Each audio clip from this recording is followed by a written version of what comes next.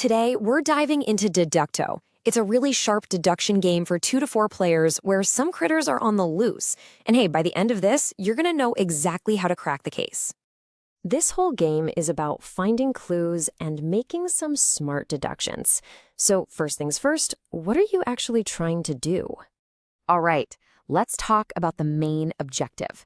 Your goal in Deduckto is simple, but, it's also pretty challenging.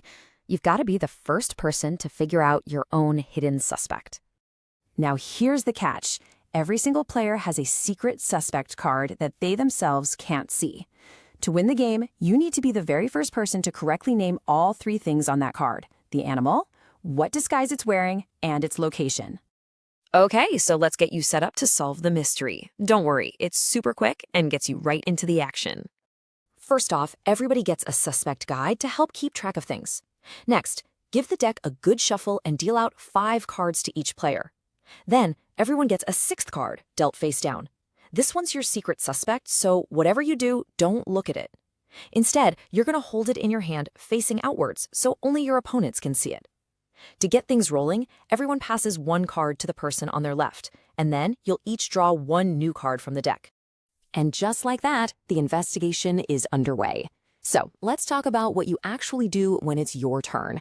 It's really straightforward. When it's your turn, you basically have 2 choices. You can either reveal a card to try and gather more clues, or, if you're feeling confident, you can go for the win and try to guess your suspect. So let's break down that first option, which is what you'll be doing most of the time, revealing a card. This is how you're going to build your case. All you do is pick 1 card from your hand and show it to everyone else at the table. Simple as that. And this is where the real deduction starts. Your opponents look at your secret card, the one you can't see, and compare it to the card you just revealed. Now listen closely. If it shares any single thing, the same animal, the same disguise, or the same location, they all have to say yes. If nothing matches, they say no. So based on what they say, you take that card and put it face up in front of you, either in a yes pile or a no pile.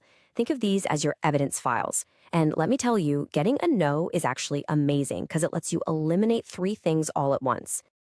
To wrap up your turn, you just draw a new card from the deck to fill your hand back up. And that's it. Play passes to the next person. But what happens when you think you've pieced it all together? Well, that brings us to that second choice you have on your turn, making a guess.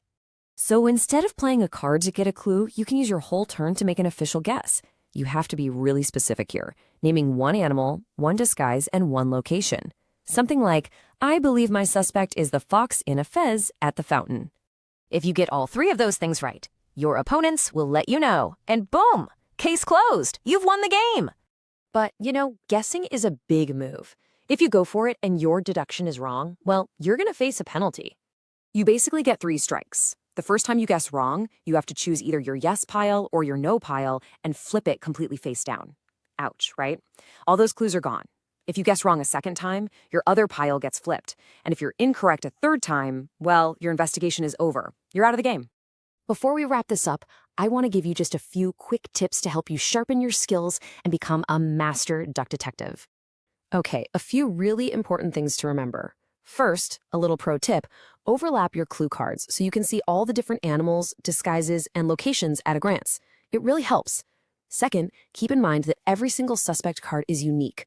Also, if the draw deck ever runs out, no big deal. Just keep playing with the cards you have left. And finally, if you run out of cards entirely, you don't have a choice. You have to make a guess on your turn. And there you have it. That's really everything you need to know to jump into your first game of Deduckto. The biggest key is just to pay close attention to those yes and no piles to narrow down who your suspect could be. So gather your fellow detectives and get ready to quack the case. Just use those powers of deduction, be the first to name your suspect, and you'll definitely fit the bill.